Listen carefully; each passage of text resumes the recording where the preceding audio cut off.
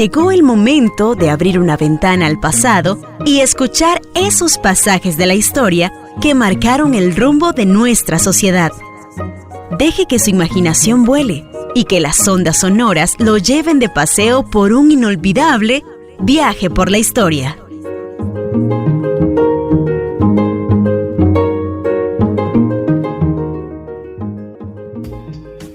Los partidos de características religiosas, especialmente católicos en Costa Rica, se desarrollan a finales del siglo XIX. Justo en la última década del siglo XIX, cuando surgen los partidos políticos en el país después de 1890 o a partir de 1890, se funda el partido Unión Católica.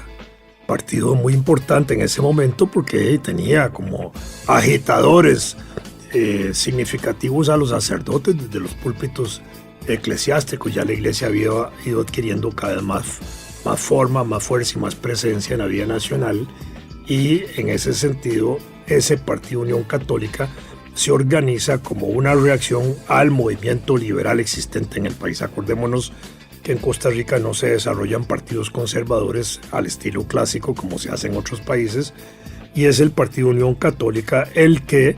empieza a darle cuerpo a esa organización de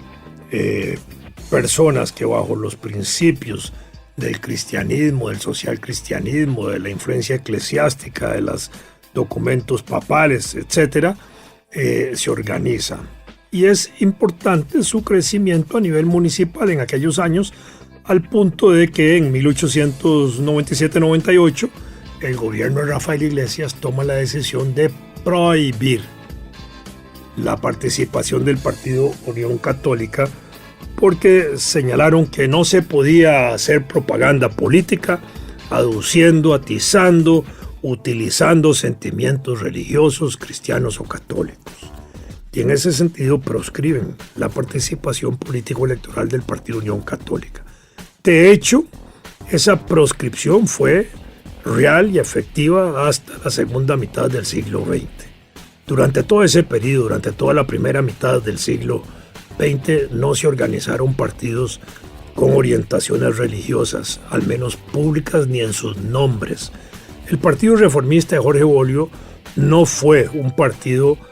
religioso. Incluso en el programa del Partido Reformista, Jorge Bolio se pronuncia sobre un régimen de libertad de cultos. En esa época la Iglesia Católica era cerrada,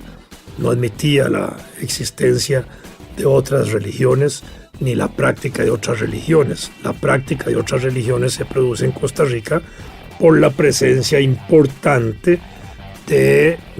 el desarrollo y la construcción del ferrocarril y la llegada a Costa Rica de personas de otras nacionalidades que no eran católicas, y porque en la segunda mitad del siglo XIX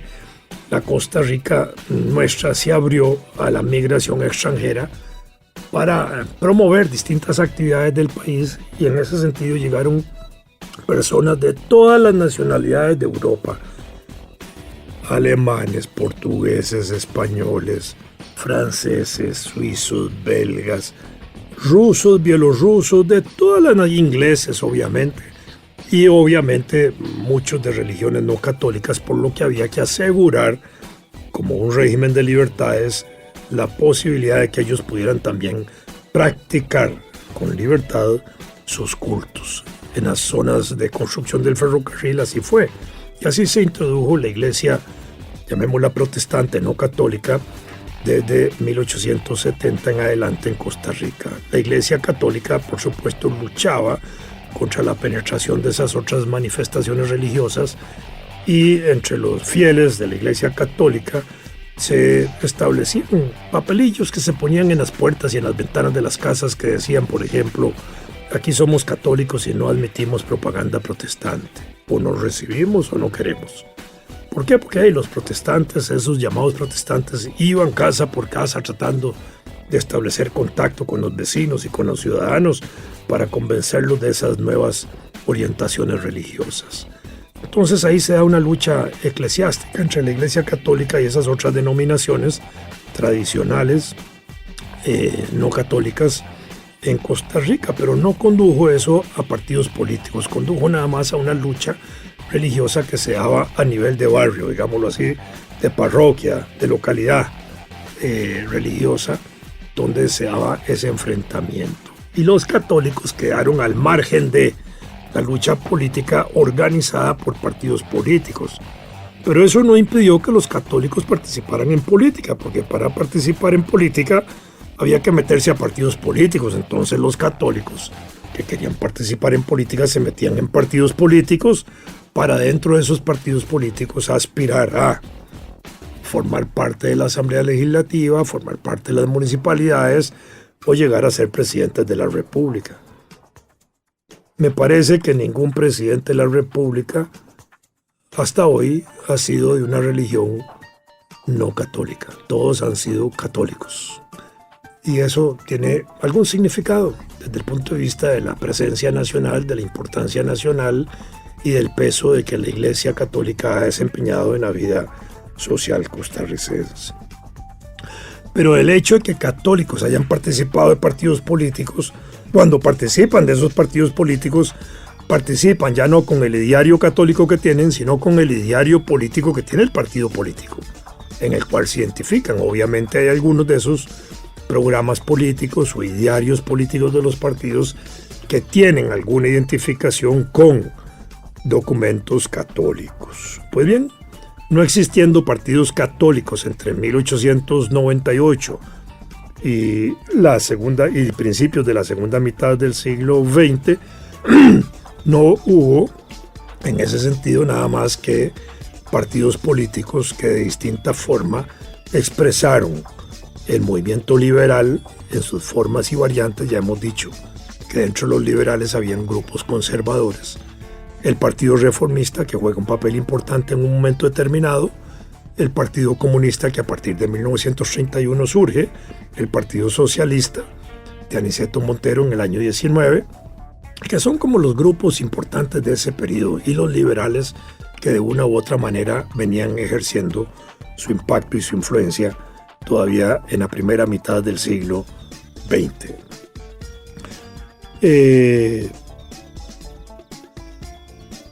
Durante ese periodo importante que va de 1930 a 1948, la encíclica Quadragésimo Anno fue un impacto muy importante en todas las sociedades del mundo y en la costarricense también, porque condujo a que la Iglesia actuara políticamente contra las manifestaciones comunistas, contra la Unión Soviética, contra la Rusia soviética, contra el Partido Comunista, tratara de frenar la influencia comunista por todos los ámbitos, e impulsan a nivel internacional organizaciones como Hermandades del Trabajo, Acción Católica, la Juventud Universitaria Católica, la Juventud Estudiantil Católica, la Juventud Campesina y Obrera Católica, en fin, una gran cantidad de organizaciones de esa naturaleza tratando de neutralizar a los trabajadores de la influencia comunista. No habían logrado todavía desarrollar una organización sindical propia a la Iglesia Católica. Esto se logra hasta 1943 bajo la influencia e importancia de ese gran sacerdote jefe de la Iglesia Católica que fue Monseñor Víctor Manuel Sanabria Martínez. Víctor Manuel Sanabria Martínez, viendo el desarrollo del Partido Comunista, viendo las circunstancias particulares que iniciaban en la década del 40 con el ascenso del fascismo y la guerra nazi que se desarrolla en Europa, preocupado por el desarrollo del Partido Comunista, que en ese momento era hegemónico y único, que había sido la segunda fuerza electoral en el año 39, enfrentando a Calderón Guardia, se preocupa de desarrollar el movimiento sindical y el movimiento cooperativo.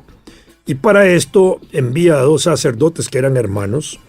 Benjamín y Santiago Núñez Vargas, uno a prepararse en asuntos sindicales a Benjamín y otro a prepararse en asuntos cooperativos a Santiago. Las cooperativas habían surgido en Costa Rica desde 1901, como un resultado de organización campesina para enfrentar los procesos de acaparamientos de tierras y de desarrollo dinámico del capitalismo agrario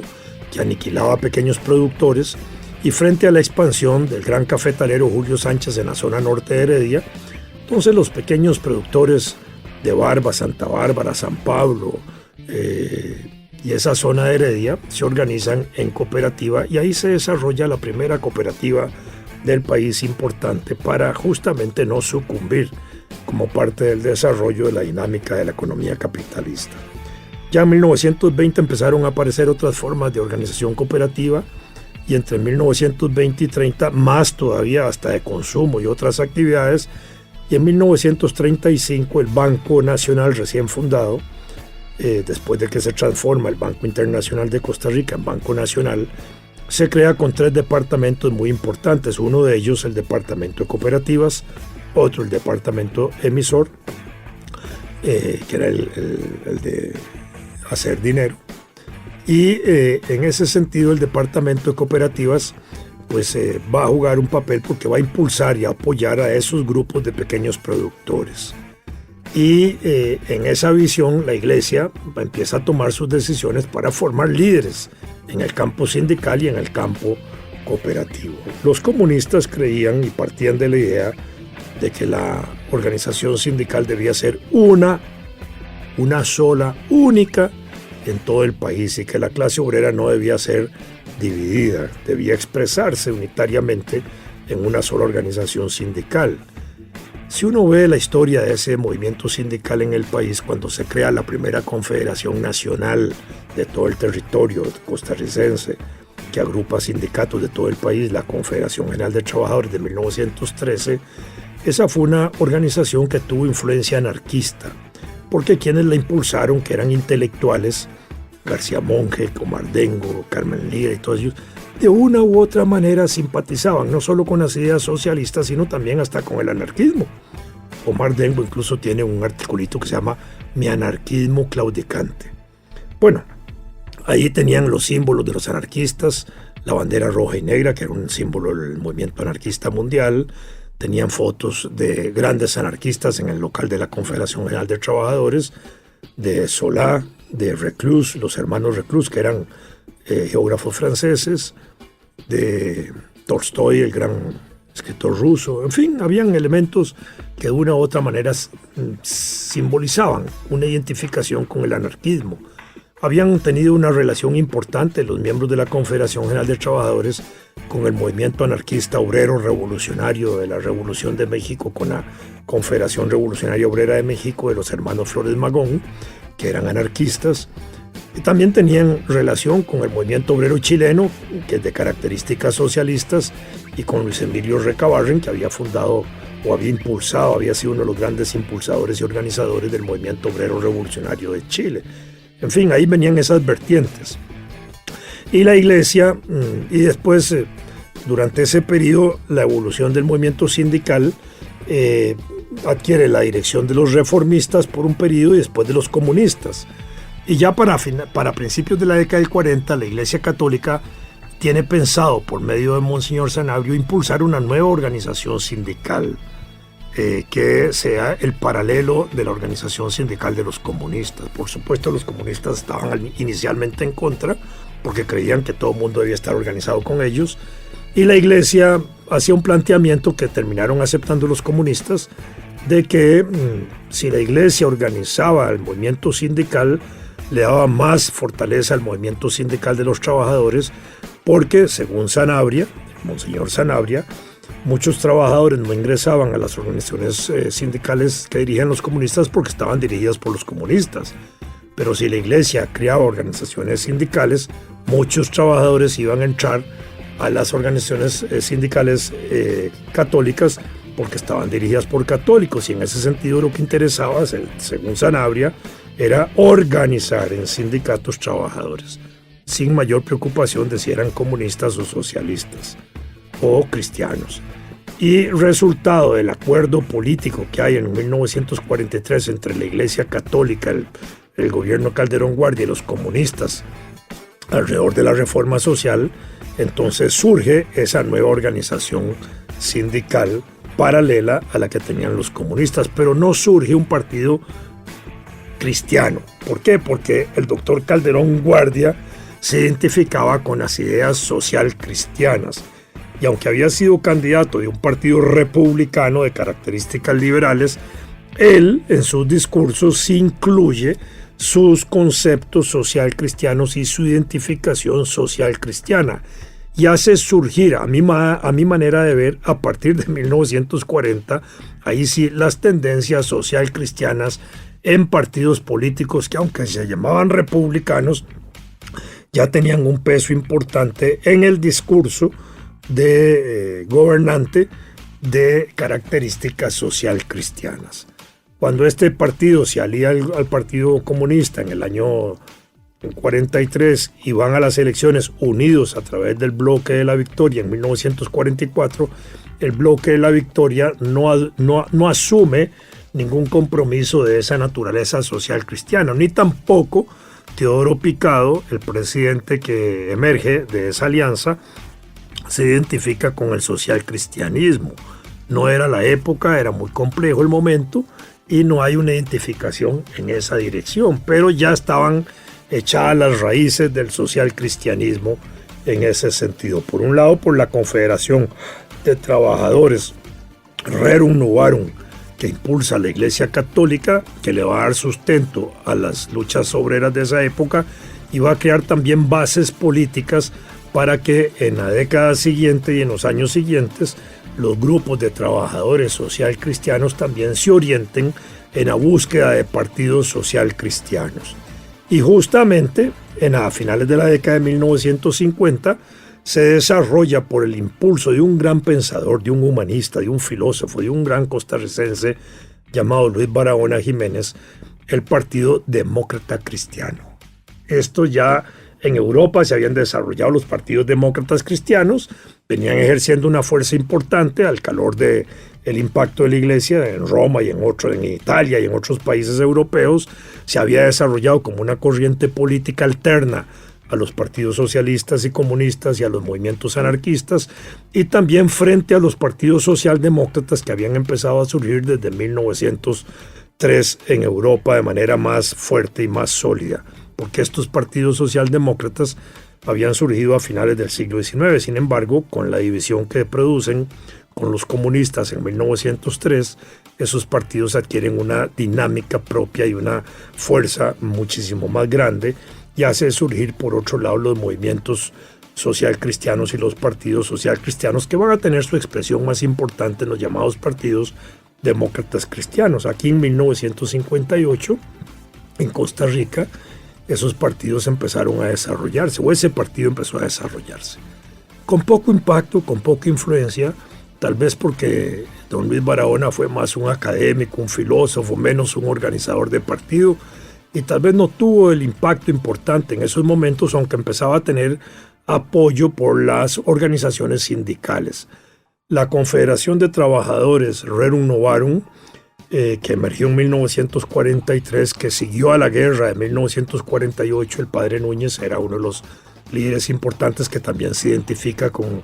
el movimiento de Figueres en 1948, pero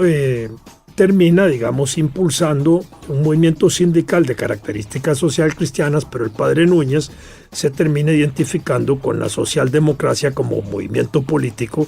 a partir de la Junta de Gobierno y en los años siguientes en el Partido Liberación Nacional. Pero hizo surgir al movimiento social cristiano sindical de una manera independiente,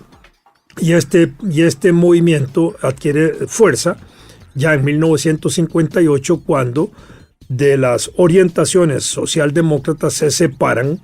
y crean la Confederación Obrera Cristiana y la Confederación Campesina Cristiana, y poquito tiempo después constituyen la Confederación Obrero Campesina Cristiana, dándole una base de sustentación social y de apoyo al naciente Partido Demócrata Cristiano,